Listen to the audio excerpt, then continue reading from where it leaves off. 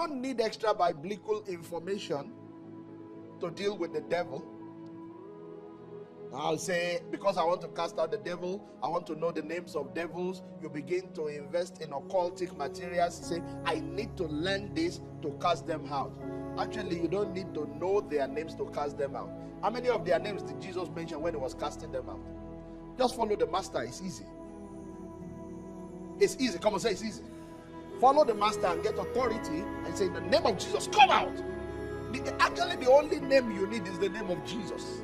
You don't need the names of demons. You don't need the names of devils. You don't need the names of fallen angels. Sometimes I hear preachers get into names of fallen angels and all of that. And many people that go that route, eventually they fall too. You don't need to go into all those things. The Bible is enough for you. Be careful of revelations that are not given by God, because he said the secret things belong unto the Lord our God. If they belong to him, if he hasn't revealed them, stay away from them. Come on, say amen to that.